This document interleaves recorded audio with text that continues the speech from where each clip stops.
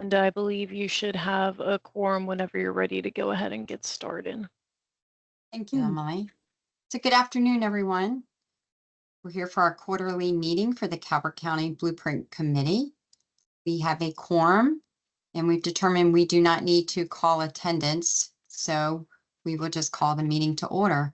I would like to have a motion to for the agenda for today, August 6th, 2025. Do I have a motion to approve it? So moved. Thank you, Jason. Second? Second. Thank you. All in favor? Aye. Aye. Aye. Thank you, everyone. The agenda is approved for today's meeting. So I will turn it over to Dr. Groover for the Calvert County Public Schools Blueprint overview. Okay, thank you so much, Ms. Turner. Thank you. All right, well, it's nice to see everybody again during the summer, which is still always a busy time. So I'm happy to join today to share an update on our blueprint progress. We'll do a quick overview and then talk about our progress and some recent submissions that we've had to AIB this summer. And then we'll spend some time as a committee sharing information and talking about Pillar 2 under the blueprint. So just as a reminder, the blueprint has our 5 pillars. Pillar 1 is looking to improve early childhood education. And this is really to ensure that our students who arrive at our school door right from the very beginning are healthy and ready to learn. And then Pillar 2 is looking at cultivating our high quality and diverse teachers and leaders to really have a system that elevates the teaching profession to that high status that it deserves, in which students are taught by teachers with strong content knowledge who have had opportunities to be apprenticed and been mentored by exceptional teachers in order to hone their craft. And then Pillar 3 ensures that all students are college and career ready. And Pillar 4 is looking at allocating more resources for students to be successful. So we can ensure that all students, especially those that need the most support, have access to non-academic, academic, and special education support that they need in order to be successful. We want all of our students to be healthy and able to learn and really fully participate in a meaningful way in school. And then Pillar 5, of course, is our governance and accountability. And this supports the effective functioning of the education system. It also monitors how individual schools and our system as a whole are implementing our blueprint policies and the impact that they're having on students, as well as our overall system performance. And I know we've shared this with this committee before, but we know the 5 pillars of the blueprint is how the policies under the legislation are grouped. And this logic model by AIB, which is really their theory of action, shows us in a nice visual way how all the pillars really do need to be implemented effectively and work together in order to reach the blueprint expected outcome, which is for all of our Maryland students to leave high school globally globally competitive and prepared for success in post-secondary education, work, and life. And I know we've had conversations with this committee that the aim really does reach beyond just our Calvert County school system. And AIB shared a quote earlier that we know as education and skill levels rise, so do personal income and the quality of life overall. So businesses become more prosperous because they can easily recruit a workforce with the necessary talent and skills in the modern workplace. So we're excited that the piece of legislation really does require this strong sense of collaboration, and it highlights some of the great things that we're doing in CCPS, but as well as what's happening in our county overall. So I wanted to share one big thing. Last November, we got our approval by AIB for our blueprint implementation plan. So we are executing that plan. At this point, we are required, each LEA is required to provide a progress monitoring update to AIB. So our conference with AIB will be held in person. It's slotted to take about 3 hours, and we will be meeting with AIB in October. AIB is providing the focus areas for each pillar for us so we can narrow down a little bit of what we need to prepare for. They will also be providing us with the metrics that they want to discuss. So we're still waiting on getting those metrics, but we do know that for Pillar 1, the focus will be on pre-K expansion.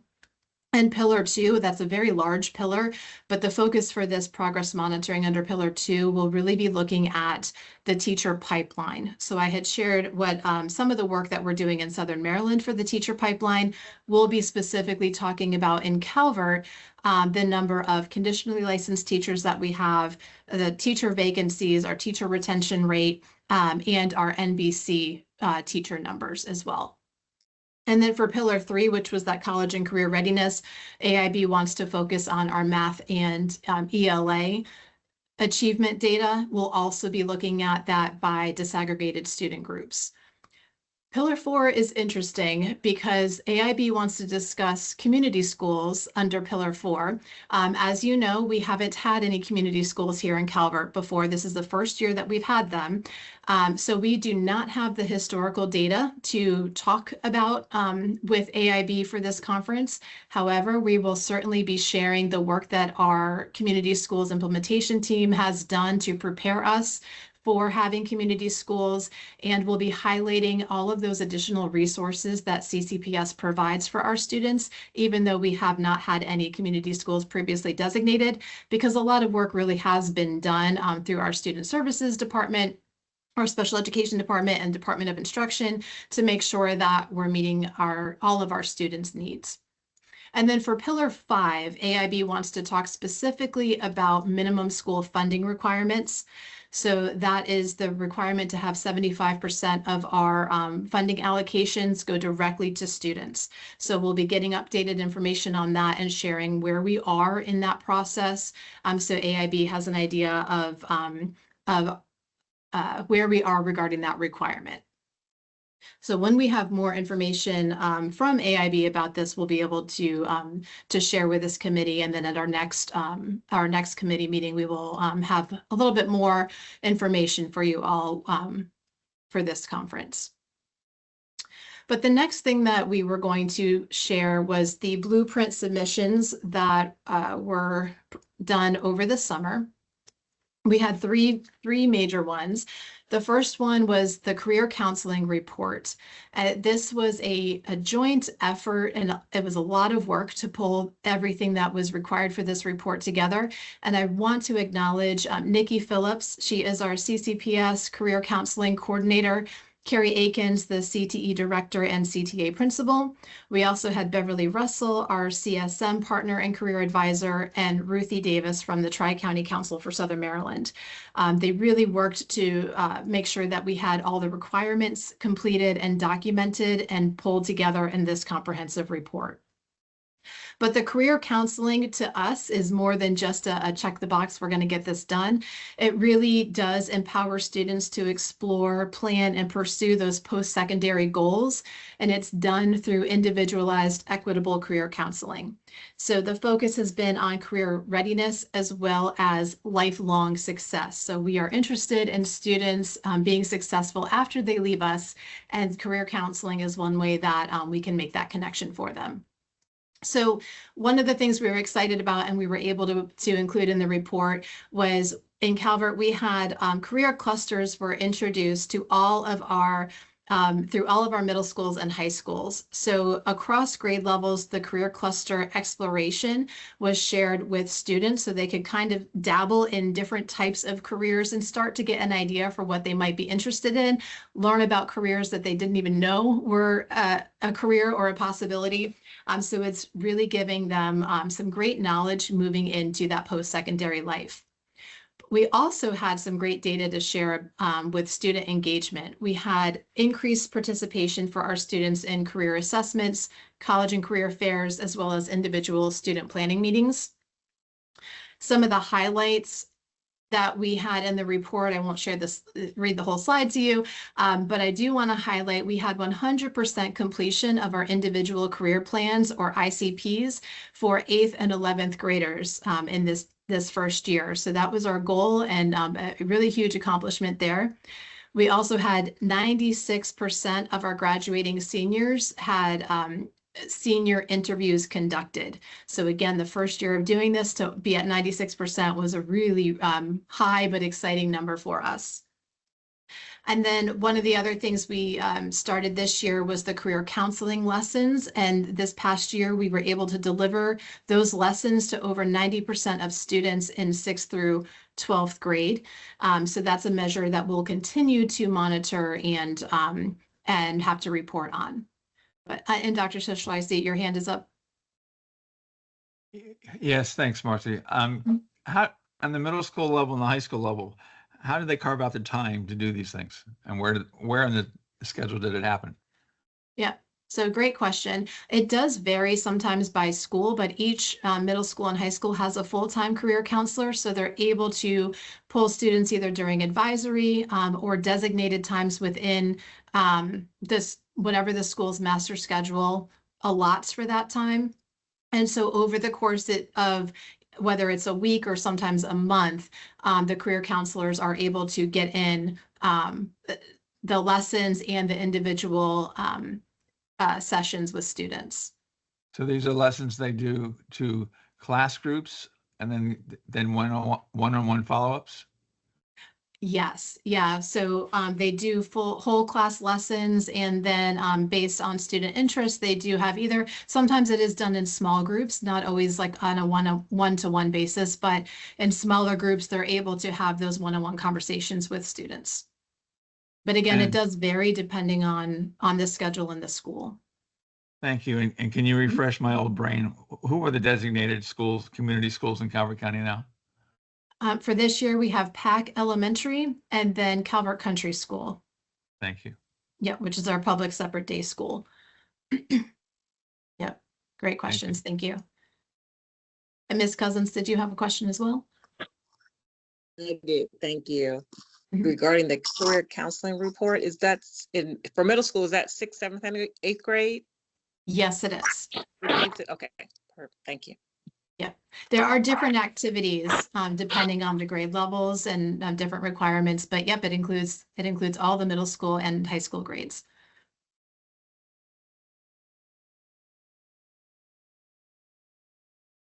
All right. The one other thing I wanted to highlight here was our partnerships and collaboration. We have expanded partnerships with our local businesses and colleges, and we've been really appreciative and excited about the wonderful Calvert businesses that have been a part of the career counseling program, whether it's through attending college and career fairs for students or really working to provide some work-based learning or even internships. So it's continuing to grow, and we're really excited about that, but wanted to highlight our great community partners there and businesses. Looking ahead, we are looking to expand those internship opportunities as well as the college dual enrollment access for students. Also looking to implement a digital career portfolio system. It'll just be much easier for us to track, but also for our students and families to track. And then enhancing our family engagement and career night events is always a goal and something that we strive to increase every year. But were there any other questions about the career counseling report? What kind of feedback are you getting from the kids themselves? That's a good question. I'll have to ask Ms. Akins Okay, about I'm just that curious as to how they're responding and receiving this. Yeah, I know we've gotten really good feedback from students with the career fairs. So I've heard great things from students about that, but I'll have to find out from her more about that student experience and what they're saying. Thank you. Yep. Yeah, good question. The other big submission that we had this summer was our CDA exemption. The blueprint requires teaching assistants in pre-K to have either an associate's degree or a child development associate or CDA credential. And the requirement from the blueprint is part of a broader effort to make sure that all of our teaching assistants in pre-K are well prepared and qualified to support the education of our youngest children in public schools. And so MSDE offered a one-time exemption for the CDA requirement for any staff who qualify. So to qualify, teaching assistants must have documented experience of actively serving in a publicly funded pre-K classroom in order to qualify for this exemption. They had to have a minimum of 5 years experience. And again, it must have been in a publicly funded pre-K program. And it had to be at least 20 hours per week or the equivalent of a 0.5 FTE. And the school year had to be at least 180 days. So through a lot of work and effort, CCPS did identify 8 current staff members who meet this exemption, and it could be cumulative. So we had to go back years and verify that their work experience actually was in pre-K. And it might have been like 3 years here and 2 years here, but that still means that they met that exemption. And so doing this allows our current employees who meet this exemption, even if they're not currently in pre-K, they have that option to go back to a pre-K setting if they choose to, or if any transfers were to happen. So we wanted to make sure that we were able to accurately document any of our staff members who did meet that exemption, because this was the one and only time that it was being offered. So that was submitted with 8 CCPS staff members.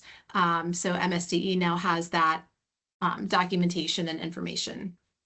And again, just need to acknowledge the hard work of our HR department for everything that they did with that, and our supervisor of early childhood, Michelle Ward, for reaching out and making sure that we were trying to find anybody who might qualify for that exemption. And then the biggest thing that we had was the career ladder submission that was due on July 1st. As you probably know, the career ladder component of the blueprint is intended to support that goal of transforming Maryland's education system into a top performing system in the world. So having a great teacher in every classroom is essential to improve student learning outcomes. And the blueprint required every LEA to develop and implement a career ladder that strengthens our educator workforce. And it's done through competency-based advancement, as well as increased compensation for teachers who qualify for and are selected to serve in advanced teaching roles. So above all, the goal of this career ladder is to inspire teachers and school leaders to instill in their students a passion for learning and a mastery of the skills necessary to succeed in that global economy. And also try to recruit some of our students into the teaching profession when they leave us. But this submission was, again, a joint effort and a lot of work. But I would like to ask Mr. Oates if he would like to share, because he was part of our two of our joint committees, if he wouldn't mind just talking a little bit about our process and his experience with this work. So first of all, thanks, Marcy. A huge shout out to you. This has definitely been a partnership, but I cannot overstate the amount of time and effort that Marcy has put into this work. Greatly appreciate the inclusion of CEA throughout this process. The law, as well as the requirements from the AIB, certainly allow for some collaboration to take place. However, she's gone above and beyond to make sure that our educators are well seen and heard by allowing CEA to kind of partner on this process. So thank you so much for that, and thank you for all your hard work. It was a team effort. Both CCPS as well as CEA have a collaborative group that's worked together over the last couple months to work on this submission, to look at everything from the pay scale for what the different levels are required to have by law, as well as what we need to be able to recruit and retain and compete with the surrounding counties, all the way through what the workday is going to look like for these different levels of educators. And as I know community schools have been mentioned, I can't say again and again how excited I am, specifically for my sake, for PAC, having started my career there, to know what benefit that's going to be to that community. I feel like 10 to 15 years ago, I was banging the drum on how great a community school would be. And I know Dr. Schischler, long before me, has believed in those models of wraparound services and what those things can do when you build those community connections. So I'm excited to see what PAC has going forward. But just a shout out to Marcy and her team. Not all of those proposals that were sent to the AIB were received as well. I feel like CCPS has a standard across the state, and not only does the AIB look at us as an example, but those other counties have been reaching out to say, what are you guys doing well in Calvert? And also thanks to my leadership at the state level from MSEA, we had some meetings as well where Marcy has been included, and we've been able to kind of collaborate with them and get some idea of what's going on in other places. And they echo that same sentiment that it's not going as well everywhere as what it is here. So thank you. Anything I missed on that, Marcy? I know that was a whole lot of not really saying anything at that point, but it's really hard to explain what went on in those meetings behind the scenes to make sure that documentation's in place. But a lot of work from a lot of people and a lot of editing of documents and late nights rereading things to make sure that what we're saying makes sense and that we're saying what needs to be said and what's actually happening. So. Absolutely. Yep. And I do see, and Dr. Johnson is on here as well, because without her leadership and efforts in coordinating all of these joint committee works, it would not have happened. So thank you, Dr. Johnson. Yes, Dr. Schischler. I'm sorry again. Back to the assistants who are either getting their certification or their associate's degree. Are they eligible, and do they get financial support for those courses? They do, yes, and we have a coordinator that supports them with obtaining that credential, the CDA credential. Mm-hmm. Okay. Thank you. Yep. And then, so going back to the career ladder submission, and thank you, Mr. Oates, for sharing that. We are excited to share that we received notification that our career ladder submission met all technical requirements. So that was a nice little celebration. It's just small confetti now until we get approval for the full submission, but at least we know at first glance we had everything that was supposed to be in there and all technical requirements were met. So again, great job to the team that worked on that, because it was a lot. But the July 1 submission required us to have our roles and responsibilities for teachers on the career ladder from levels 1 through level 4, which included level 4 lead teacher and distinguished teacher. At this time, it excluded the professor distinguished teacher role. It also required us to identify movement up the career ladder requirements. So we had to have a description of the opportunities for teachers to develop and demonstrate competencies to qualify for advancement to that level 4 position. We had to also identify the process for selecting teachers to advance. And then requirement number 3 was the salary information requirement. So we had to have that salary information for teachers for levels 1 through 4 on the teacher leadership track. Again, excluding professor distinguished teacher, but we also had to clearly identify the salary enhancements for maintenance of certification, or MOC, for national board certification, as well as the salary scales for teachers who are not on the career ladder, because they can opt out of being in the career ladder. But the idea from the blueprint is that with the career ladder, it provides those financial incentives for teachers to move up and advance, and it gives teachers an opportunity for leadership and in a way that they can still remain in the classroom and not have to move to an admin track, because we know not every teacher wants to be an administrator, and we have some very strong teachers who want to continue to teach and still be leaders, and the career ladder gives them that opportunity. And then I mentioned we passed the technical submission requirements, but that included having a fully executed career ladder agreement with all required components of the career ladder, and signed and dated by all parties, as well as various other things that had to be included in order to meet those technical submission requirements. Some of the components that were deferred was the 8-year plan to phase in that teacher collaborative time. So the end year has not changed for us, but that collaborative time phase in was supposed to start this school year. That has been deferred. So instead of 8 years, we now have 7 years, which will start next school year.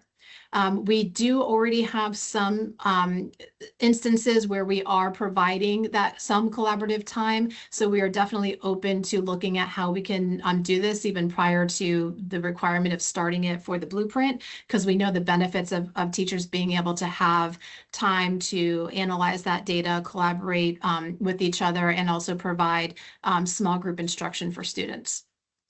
The other thing that was not required yet was deferred is the professor distinguished teacher on that level 4. And then our PAR system was not part of this submission, and we're still waiting to find out when these deferred components will be due. The level 3 assistant principal requirements and the school leader admin track have been deferred. There's a lot of conversation happening right now about the NBC requirement for administrators. The blueprint does have that as part of the requirements, but we're really having conversations about whether that might not be the best fit for an admin, because we have different standards and evaluations than what a teacher would have if you're an administrator. So they're discussing that because it is in legislation, it's in statute. So there would have to be some legislative changes if that were to actually be different than what it's stated now. They're also discussing the percentage of time for our administrators to be teaching in the classroom or participate in a classroom activity. So that's another component in legislation that is currently being discussed. So those have been deferred from our required submission as of now. Just to quickly chime in there on this, because I don't want to keep Pat and Marcy on the back too much, or Dr. Johnson, but just a thank you to both of them, because I know as we've worked our way through these things, we have a joint committee that's worked on peer assistance and review known as PAR. And those teams worked really hard throughout the year, but CCPS has definitely embraced the idea of looking at this PAR program and understanding the benefit of what this can do. And I've said this since this first came out with the original blueprint draft, and I will continue to say, I do think that the implementation of a program like PAR could be one of the most powerful things that we ever do here in Calvert County Public Schools. This is a system that is meant to help retain those new educators, to help reduce the burnout, to help provide some learning and mentorship, and add some also additional checks and balances along the way with the observation evaluation process. With something like PAR does come a cost, which is why this one has been severely deferred at this point.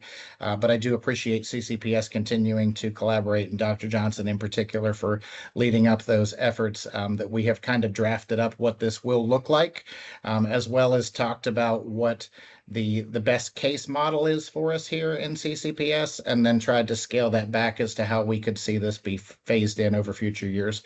So I know that words have already been thrown out there like budget cuts and talking about the inability to hire and create new programs. And obviously every new school year comes with new talk of what will be included in budgets. But I do hope that whether the funding comes from the state level or not, that this PAR program gets off the ground and running sooner rather than later, because that is one that I'm super passionate about. And I think it's very easy to see the benefits of a program like that. Great, thank you, Jason. So moving on with career ladder submission highlights, the blueprint outlines these 4 priorities for the career ladder to ensure that teachers do move up the career ladder. And as they do, they're given that increased authority, responsibility, and autonomy. But really, and as Jason just noted, as teachers are moving to those higher positions, they're having an impact on their colleagues, which then improves student outcomes. So we are excited about the possibilities with this and the opportunity for teachers to be able to be part of making those school level decisions and making sure that we have a great teacher in every classroom for our students. But we spent a lot of time in our joint committee really defining teacher leadership in Calvert County and the philosophy behind having this strong teacher leadership. So we know we have great teachers here. We have wonderful teachers, whether they're starting out or they're veterans. And when we look at that trajectory of teacher leadership, it really does come down to being able to be comfortable and competent in your own classroom, and then continuing to expand that impact. So you're growing teachers within your team, and then within your school, and then eventually even at the district level. And so we really do feel like a teacher leader has that extended outreach and that great impact that that we can continue to expand throughout our system. So part of this submission, we had to define the roles and responsibilities for each of these levels. And then with level 4, there was a level 4 lead teacher and a level 4 distinguished teacher. And so as teachers move up the career ladder, they do have increased authority, responsibility, and autonomy, as was mentioned, that is stated in the legislation. And so our submission goes into further detail for each of these levels and what that would look like for our teachers in our system. When we defined a level 3 and 4 teacher, we really focused on some teacher core competencies. So to become a level 3 teacher, you must have obtained your NBC. And then so that is the criteria for level 3. And so with having an NBC, we really talked about in our joint committee, well, what does that entail? What characteristics would a teacher with an NBC have? And that helped us drill down to identifying what those core competencies would be for a Calvert County Public Schools level 3 and level 4 teacher. And so we identified these 5 as the competencies that really need to be demonstrated thoroughly by our teachers at level 3 or level 4. I'm not going to read this to you, but you have it on the slide there. And then we had to identify, how do our CCPS teachers move up the career ladder? So we created a chart that showed by level the professional standards and competencies for teachers at that level, what the professional learning opportunities were for them, ways that they could move within their level. So for example, if you were at a level 1 teacher, if you were provisionally licensed, you could move within level 1 if you got a standard professional license. If you were currently in level 2 and you are starting to go for your NBC, but you don't have it yet, so you're at level 2, you can still move through level 2 if you earn your APL, which was formerly an APC, or a master's degree. So there's still ways that you can continue to move through that level. And then we had to identify, how do you move to the next level? And so our chart clearly outlines different ways for teachers to do that. So for example, a level 3 teacher, they have an NBC, but in order to move to a level 4, not only do you have to have your active NBC standing, but you also would need to complete some kind of county provided leadership opportunity, like our, for example, our different trainings that we have are, oh my gosh, I'm blanking on the name of it right now, but we have various things that we offer for teachers. Leadership Are you thinking about our next level leaders cohort? Thank you. Yes, Okay. national kept popping in my head, and that's not right. Our next level leaders academy is one example of what teachers might be able to participate in that would give them that opportunity for advancement to the next level. So thank you. You saved the day for me. But what I'd like to do now for this committee, I recognize I have been talking a whole lot, and that's usually something I like to do, but not during virtual meetings. So I was hoping that we could just have some time for this committee to do some reflection on some things that we are grappling with here in our steering committee. But we have some questions that we're really looking to get some thoughts, some ideas, or discussion.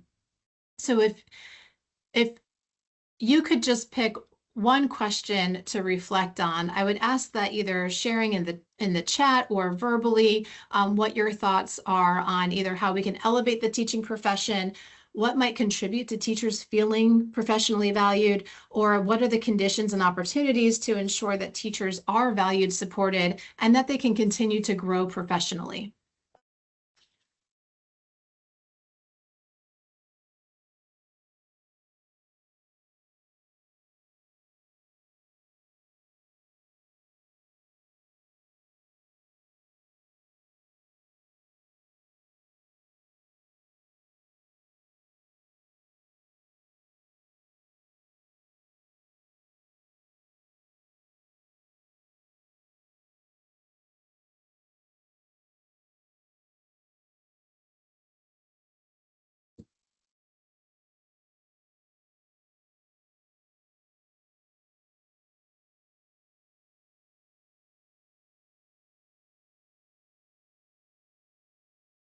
So if anybody wouldn't mind indulging me, and any thoughts that you might have, either unmute and share, or you can add it to the chat. So this is great feedback for us here in CCPS to consider, and again, try to continue to advance our profession. Ms. Cousins? Thank you. Just off the top of my head, I'm looking at what are the conditions and opportunities.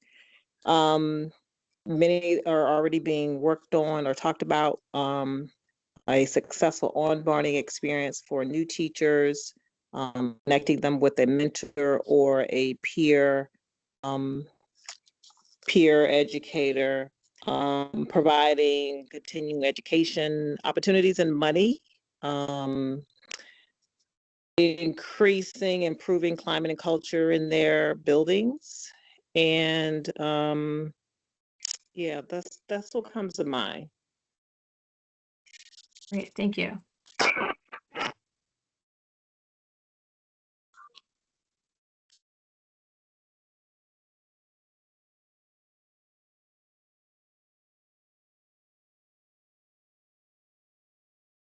That's great, and that will connect to something that we'll talk about a little bit later on too, so thank you for that.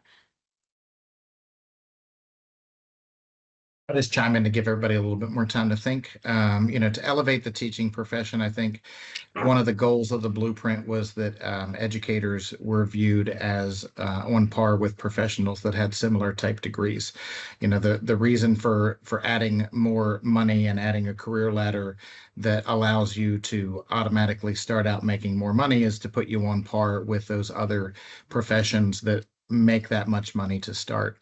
One of the complaints, from educators throughout the years was that they didn't have an opportunity to move up unless they wanted to go into admin. The career ladder helps with that goal because it adds these different levels of ways to become a teacher leader, to become a building-based leader or community-based leader, by working your way up the career ladder, opportunities that didn't exist before. So I think advertising those things, that the career ladder is not just a pay scale to get more money. It's that, we're looking at real professionals here, many of which with multiple degrees, with years of experience, with all kinds of different opportunities that they've been through. National board certification is meant to make you not only a better educator for the students in front of you, but that you can share what you have learned with other educators and that you can mentor them, like Ms. Cousins was speaking of, that you have that opportunity to share what has been learned and you become elevated to the point that you're a leader. You don't just have to become a principal to be respected as a leader. Teachers and educators throughout the county have that opportunity to all be leaders in their own building, and have that professionalism and looked at as, they know what they're doing. They have master's degrees, they have doctorates. These are real professionals. This is not a babysitting service throughout the day. We have real people with a lot of real life experiences to share, and a whole different array of them, from the educators that we have working with our primary grades, all the way through those people that are working at CTA that have different life experiences. So, and again, a lot of words in there, but I think that the elevating the profession, anything that we can do to talk about that being a real professional job, that's key to me.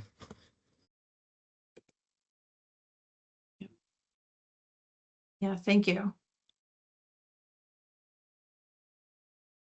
And as Dr. Schischler put in the chat too, that showing teachers professional encouragement would be to show them personal encouragement on a daily or weekly basis. So it's those small repeated thank yous can go a long way to the long-term sense of importance.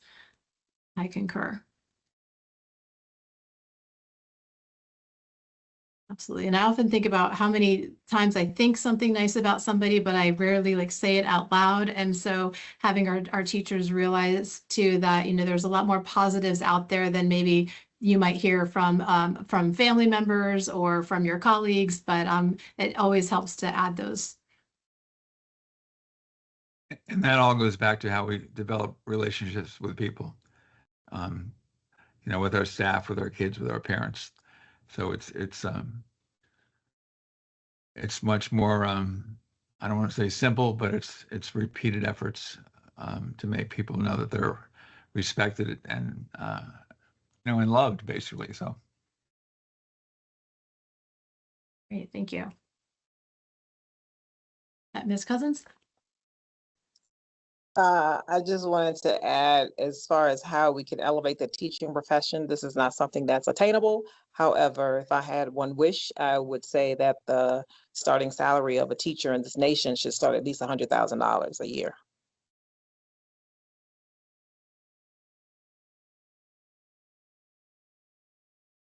Yeah, and the blueprint did require the minimum state starting salary. So, Calvert has met that, and actually we were a little bit over that too. We also have to think about the cost of living though, in our county too, and make sure that that's comparable so we can attract teachers. And that's something that our Southern Maryland counterparts also are experiencing, that, sometimes it can be pricey to live in this area. So we want to make sure that we're providing salaries and wages that are going to support people working here. So great point. That idea from Ms. Cousins has been around for a long time. In fact, if you think back, for those of us who are old enough to remember Michelle Rhee in DC Public Schools, that was one of her, I don't want to say selling points, but one of her plans was to raise the salary of qualified teachers to 100,000 K. And that was back, 20 years ago? So these ideas are good. They just take a heck of a long time to germinate and move forward. Yeah. Well, again, thank you all for indulging me and sharing some ideas. And certainly if there are further thoughts or ideas that anybody has, feel free to reach out and let me know. I can bring it back to our teams, because we are actively working on making sure that we can accomplish this. But it's a really nice segue to our next part, because I wanted to be able to provide time for this committee to really look at Pillar 2 a little bit more closely, and specifically elevating that teacher profession. And so just a reminder, out of all the 5 pillars, we're going to take a little bit of a narrow focus here under Pillar 2. Pillar 2 by itself is pretty large, but we'll specifically focus on teachers and elevating the profession. But when it comes to elevating teachers and school leaders, the blueprint aims to do that by trying to make teaching a high status profession.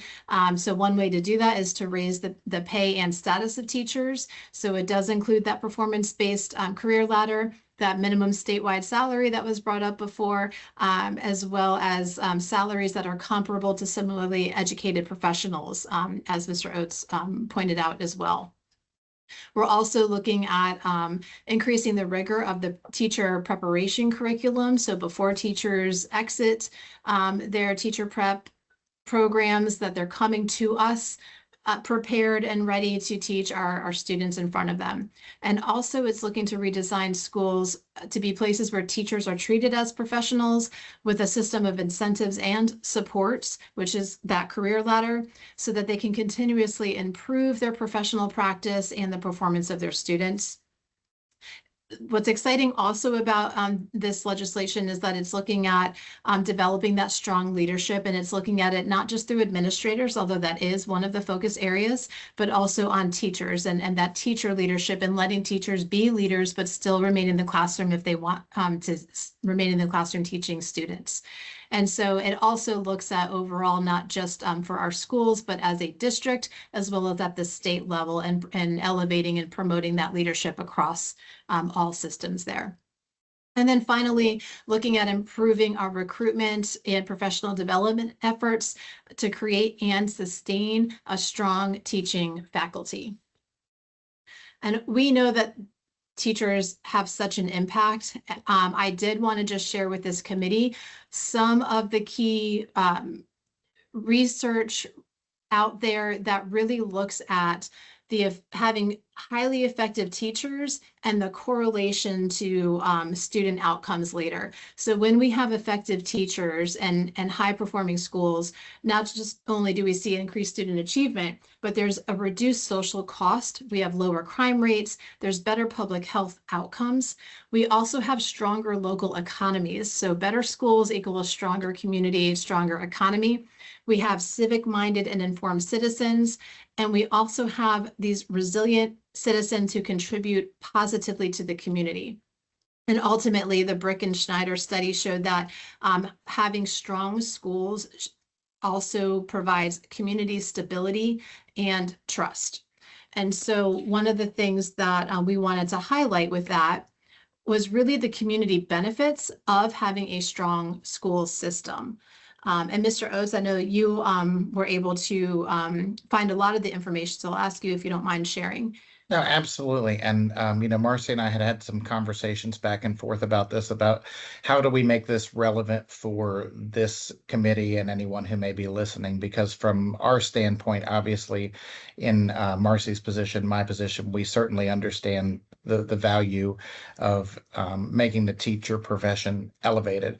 How's it benefit everybody else? What does it do to me as a community member? What does it do to those of you over in the county commissioner's office listening in? What does it do for those of you who have to make those hard budget decisions? Because it's an investment. Raising the minimum teacher pay and the average teacher salary is an investment. Putting in programs like PAR is a huge investment. How does it pay off for us? And, these are just a couple of the things that can happen when you have stronger schools, when you have better educators in place. You're going to draw people here that make more money. The average income is going to raise because people want to have their kids in those schools. You're going to develop students who then come back into the workforce and create jobs that we haven't even thought about yet. And they're going to bring those opportunities right here to Calvert County. I know that some of us don't want to think about the value of our property going up anymore and what that might mean. However, that's the goal. We want Calvert County to be a place where property values continue to increase because we have stronger schools and people want to be here. People want to live here. People want to work here. With an educated community, obviously, you see those decreased rates in crime and increased things in things like health benefits and outcome. You tend to have a healthier community when they're making more money, when they're happier there. You see all those benefits. So for you as the average community member, for those of you who are super involved, for those of you that have to make those hard decisions, this is just kind of the reminder that this is not just to make it a better place for those educators, but that we all benefit from those educators being elevated. Absolutely. Thanks, Jason. And one of the things that we also wanted to talk about was not only do we see the community benefits, but we also see the benefit in retaining our teachers who are with us. So we wanted to share some of the benefits here on the slide, but we know obviously there's improved student outcomes because we have continuity of instruction when we're able to retain our teachers who are with us to continue to teach with us and teach our Calvert County students. But we also know that that when we have stronger school culture and community, as we had talked about earlier today, that really does provide those opportunities and stronger mentorship and leadership relationships. Our veteran teachers serve as mentors and role models to our newer colleagues just coming in. It does improve that onboarding, as Ms. Cousins had mentioned, and just overall give us stronger instructional practices and continuity there. It also provides a benefit to the cost and operational efficiency when we retain our teachers. We have reduced disruptions when there is smoother operations because we have fewer mid-year vacancies. There's less strain on administrators and other staff members when we have to figure out how to fill those vacancies or cover. And having more stable staffing just gives us a more predictable workforce, which makes it easier to plan class schedules, programming, and any kind of professional development that might be needed as well. So this is one thing that we are monitoring, and we're continuing to and to work on how can we retain our teachers. We also have to report this data point to AIB and the state. So we did want to share some data with this committee for teacher retention. Now, we also recognize that in Calvert, we are surrounded by some military bases. So sometimes that does impact our attrition rates because we have military families who have teachers who work with us and then leave because their spouse is getting relocated. We also have teachers who leave for retirement, which is a completely normal, natural process. But the state has on their website their state retention of teachers over 3 years, although it's really only 2 years because their baseline is 23-24 school year. So for all teachers over 3 years, the state retention rate is 74%. They're also monitoring new teachers because new teachers are the most likely population to leave teaching after a few years. So the state retention for new teachers over 3 years is 64%. Here at Calvert, the data that we were able to obtain for today's meeting, this is just 1 year 23-24 data, but on the Maryland Public Schools website, you can see our data there. So Calvert is at 89.5%. Which, is really great. We want it to be higher. We want to have a higher retention rate than that, but still, we are doing pretty well in Calvert. One of the other pieces of information that I just recently learned was the state average length of service for a teacher is 12.4 years. And here in Calvert, our average length of service for teachers is 16.8 years. So again, that's nice to see that we have a higher average in the state, but again, we would like that to be a higher average if possible. So there is a lot of work happening in CCPS to elevate the teaching profession, and some of the focus areas our Pillar 2 team is looking at and working on is that recruitment and retention of our staff. We're working to increase the number of NBC teachers that we have, and then promoting those career ladder movement opportunities. So I know that was a lot of information, but at this point, I'd be happy to take any feedback that this committee has for us, because we will bring it back to our committees and our joint committees and discuss, or if there were any additional questions.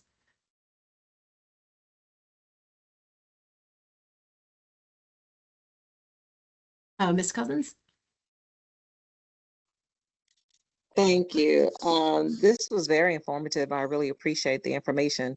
I do have, if I can't recall what are some of the services this is about community schools. What are some of the services that would be specific for PACS and Calvert Country going forward? Yes.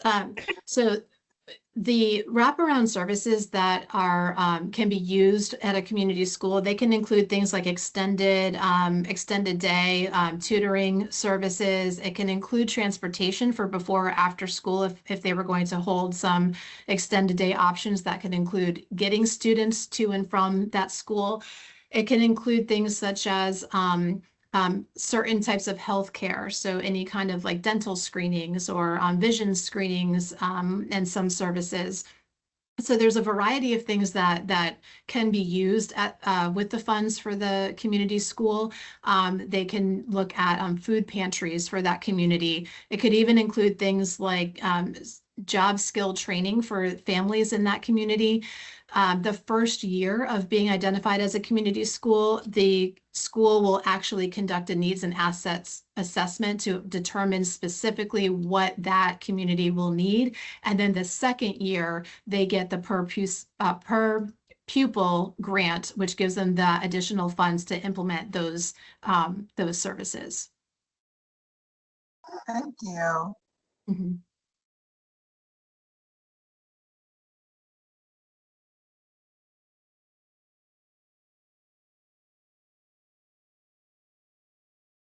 And again, I know sometimes on the spot it's hard, but if there was anything additional, feel free to reach out and I'll be happy to try to answer any questions you might have.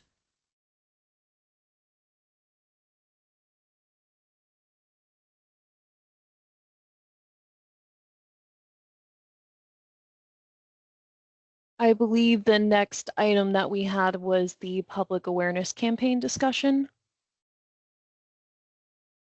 Marcy, I didn't know if you wanted to speak to that at all. Yes, thank you.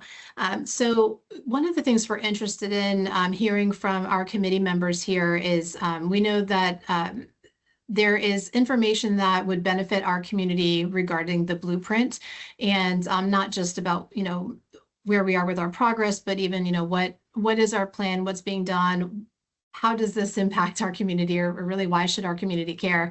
And one of the things that we were hoping to get from the committee is just any ideas about what might be pertinent to share. I know that we have had through these meetings, just a lot of updates and information. But if people aren't accessing these recordings, then, what's another way that we can reach our community? We're currently working here in CCPS to identify for our communications overall plan what needs to be communicated about, not just the blueprint, but our strategic plan as well, because there was a lot of overlap between the two. And so making sure that we're sharing meaningful information with the community. And then one of our blueprint strategic partners that's working with us is also going to be working with us on what might need to be communicated regarding that minimal school funding requirement under Pillar 5. So there could be some information that will be pertinent to be sharing, and I would love the committee just to give some feedback and provide some ideas about either what should be communicated or maybe ways that would be the best way to communicate with our community about the blueprint.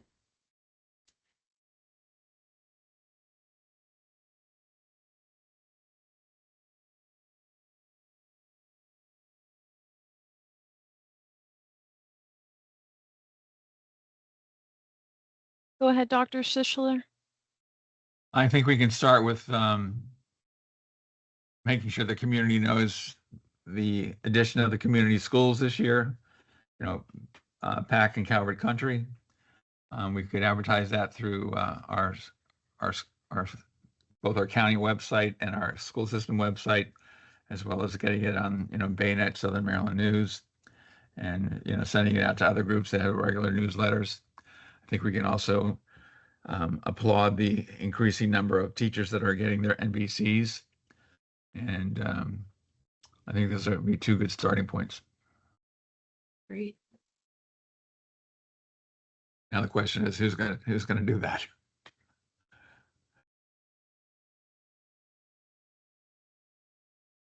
Thank you. I think Ms. Cousins, is next.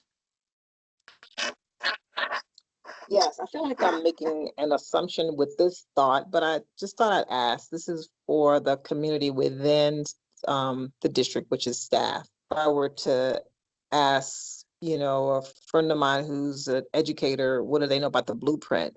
How effectively would you think they answered it? Would it be depending upon whether they're a teacher or support staff, So in other words, does the staff fully understand, and have they been completely informed or routinely informed of the blueprint and the implementation?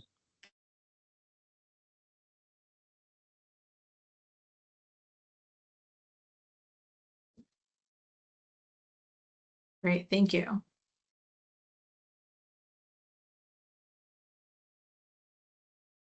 And then I'll just kind of piggyback off Dr. Sischler's, but Marcy, maybe this is something you and I could work on together too, is more information as to what is a community school being shared with, especially those specific communities, but throughout Calvert County, and informing people not only that we have these community schools, but what does that mean? Because I feel like that is a term that even when it was first brought up in this committee, or with a lot of educators, kind of like what Ms. Cousins is saying, they're not only with the blueprint. I would say if I were to ask 10 CCPS employees what a community school is, I'm not sure that any of them would answer, depending on the 10 that I surveyed. So I think it would be great information to not only get out to those working in the school system, but those living here, as what is a community school and what does that mean?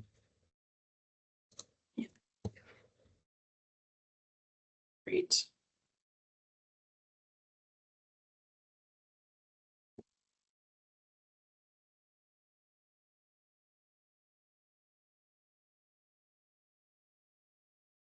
Did anyone else have anything on this item, including you, Marcy?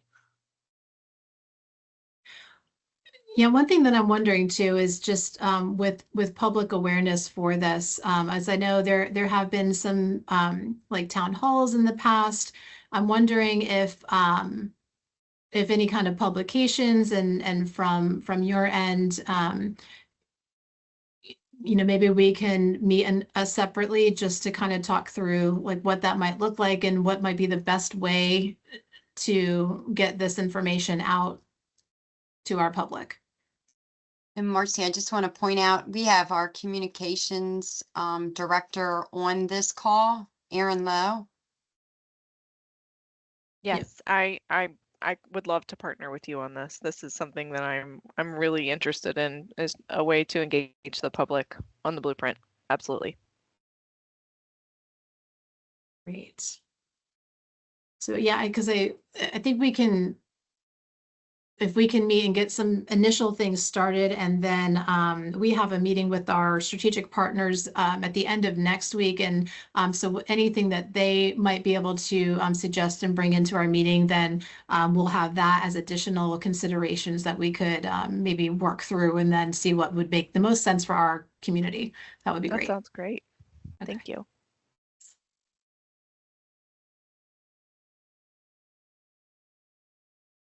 And then Emily, looks like I think there's one more hand, but I can't see who. It's Miss Cousins.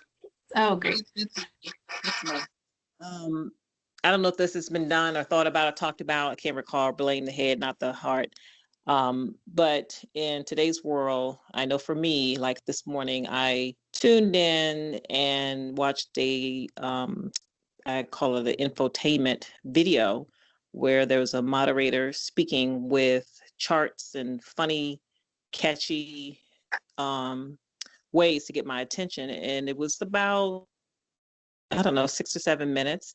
And I was engaged the entire time, but it kept me engaged, and I learned what I needed to learn just by listening to that video. So if that should be something that could be considered, that a video versus some, people not going to pay attention to slides. They're not going to come to, an event. But if they can get a sound bite in a few minutes, and that could be done over time, maybe not just all in one fell swoop. I think that might catch people where they are today. Okay, great. Yeah, thank you for that feedback. I'll be enlisting somebody else to be recorded. But, and I mean, and that's a great point too, is also looking at what people are used to accessing now. It's not anything lengthy, that's for sure. So.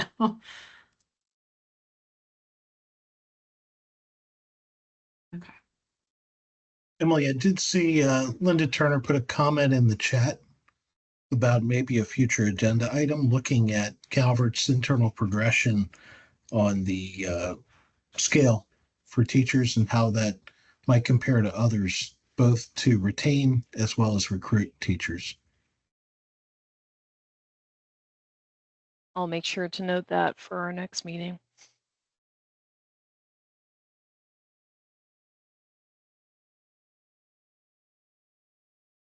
Anything else for the public awareness campaign update or discussion?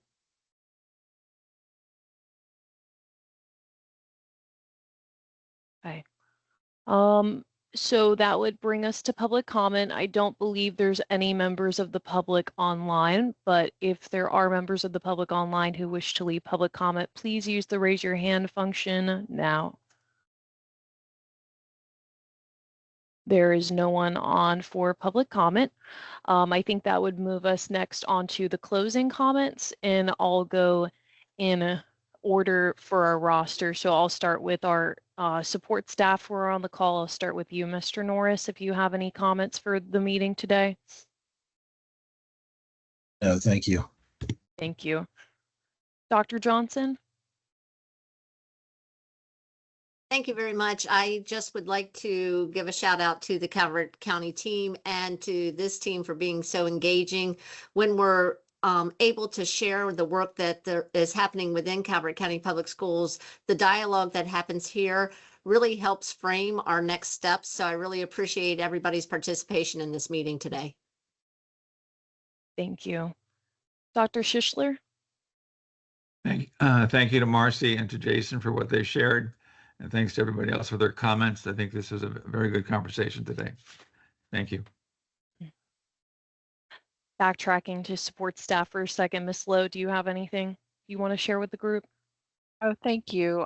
No, just these meetings are so helpful for me to get my head wrapped around this committee and everything. So I thank you for including me. Thank you, Marcy, for all of your hard work. And I'm really looking forward to participating further in the outreach aspect. So thank you. Thank you. Mr. Oates? Just a thank you to Marcy again for including CEA and me in these efforts along the way. This really has been a team effort with me getting to just get, a little bit of credit for doing a little bit of work, and Marcy not getting nearly enough credit for how many hours she has poured into this work. Thanks to Dr. Johnson for continuing to lead these efforts along the way. She has been the one constant throughout all this work, and her leadership has been greatly appreciated. And a thank you to everyone for choosing to move these updates to quarterly. I am super excited that we are not doing these monthly, because I think that we have enough information built up over the course of a quarter to come back and share and make this a real meaningful conversation. So thank you for making that decision. Thank you. Ms. Friedman? Thank you, Marcy. This was quite informative. You put together a great career ladder, but you also, more importantly, supplied the benefits and the hows and the whys to get there. So I think it's a well put together plan, and I appreciate all of the information. Thank you. Ms. Cousins? Echo those comments. Thank you, Marcy, for the information, and I definitely appreciate the opportunity to provide feedback. Thank you. And Dr. Groover? Yep. Thank you to this committee just for your thoughts, your reflections, and great questions and good feedback. As Dr. Johnson mentioned, we really do take it back and have really great conversations here among our team. And it just helps us to have additional context and think about ways that we can move forward and make improvements. So thank you all for that. I want to thank Jason Oates just for his contributions to today's presentation and sharing of information. And again, thank you to Dr. Johnson, because while my name was thrown out a lot today, it really is not me. It is through her leadership and direction that we were able to really pull all of this information into a concise, professional document. So, and other than that, thank you all so much. It was nice to see you. Thank you. And Ms. Turner had to hop off the call. She asked that I close out the meeting and offer a motion for adjournment. But before I do that, I do want to shout out, he had to hop off the call as well, but we did have our new Deputy County Administrator, Mr. Stephen McGibbon, on the call. He may be joining meetings in the future, but I did just want to shout out that we do have a new Deputy County Administrator in our office. And with that, I will ask for a motion for adjournment from the members. Motion to adjourn. I second. Seconded. All in favor? Aye. Aye. Opposed, I assume, is none. Okay. Thank you guys very much. I hope you have a wonderful day. Thanks very much. Bye, everyone.